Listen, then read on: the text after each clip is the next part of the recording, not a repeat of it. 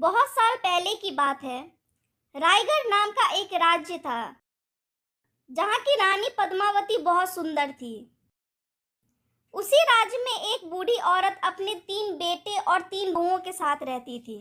उनके तीनों बेटे आपस में बहुत लड़ाई करते थे और उनकी पत्नियां भी एक दूसरे को पसंद नहीं करती थी। वे सब एक ही घर में रहते थे, लेकिन इतना लड़ते थे कि उन्होंने अलग रसोई रखी थी। बूढ़ी औरत चाहती थी कि सब एक साथ खुशी से रहें और एक दूसरे की मदद करें, लेकिन अपने बेटे और बहुओं को आपस में लड़ते हुए देख उसका मन मानो पीड़ा से भर जाता था। उसने धमकी दी कि वो सबको घर से निकाल देगी अगर वो एक साथ मिलकर नहीं रहेंगे। उसने यह भी कहा कि पैसे बचाने के लिए एक ही रसोई रखी जाएगी। ऐसे करने से उसे इस बात की उम्मीद थी कि सब एक साथ मिलकर रहने लगेंगे। बेटे थक गए और आखिर में उन्होंने अपनी माँ की बात मान ही ली। बेटे अपनी सारी कमाई अपनी माँ को देते थे क्योंकि वो बहुत गरीब थी।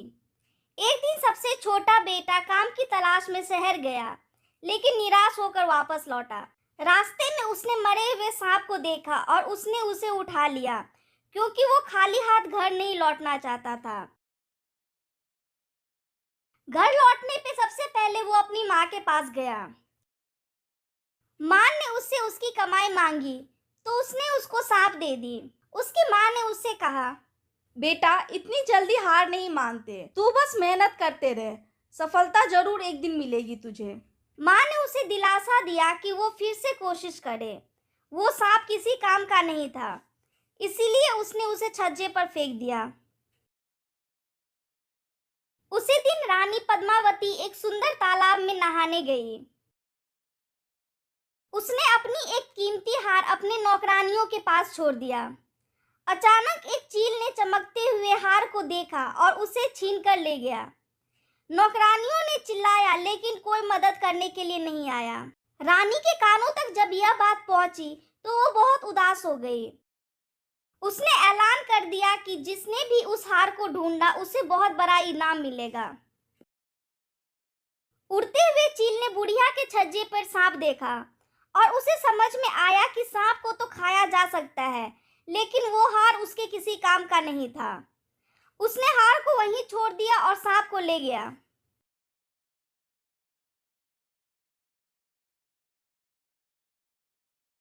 दिवाली कुछ ही दिनों में होने वाली थी। बुढ़िया के घर में साफ सफाई चल रही थी। अगले दिन बूढ़ी औरत छज्जे पर कपड़े डालने गई तो उसने हार को देखा।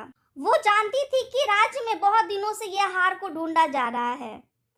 बूढ़ी औरत उस हार को लेकर रानी के महल गई और चौकीदार से पूछा, क्या वो रानी से मिल सकती है? मैं रानी का खोया हुआ हार लेके आई हूँ।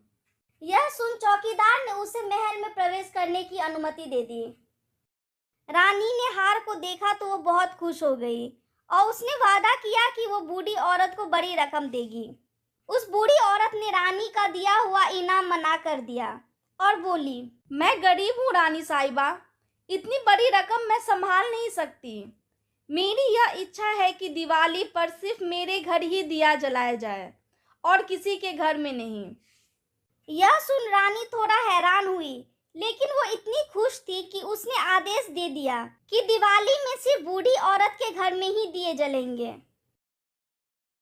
बूढ़ी औरत ने अपने परिवार को घर का एक एक कोना साफ करने को कहा और पूरे घर को खूबसूरत फूल से सजाने को भी कहा। सबने साथ मिलकर काम किया और बूढ़ी औरत ने पूरे घर में दिए जलाए। 12 बजे लक्ष्मी जी आईं और चारों तरफ अंधेरा देखकर निराश हो गईं। लेकिन उन्होंने बूढ़ी औरत के घर में जलते हुए दिए को देखा। क्योंकि लक्ष्मी जी को दिए बहुत पसंद हैं, इसलिए उन्होंने बूढ़ी औरत के दरवाजे पे दस्तक दी। बूढ़ी औरत ने दरवाजा खोला और अपने परिवार वालों को लक्ष्मी जी को फूल और मिठाइयों से स्वागत करने के लिए कहा। लक्ष्मी जी खुश हो गई और उन्होंने पूरे परिवार से कुछ बदले में मांगने को कहा, क्योंकि वो उनकी भक्ति से प्रसन्न थी।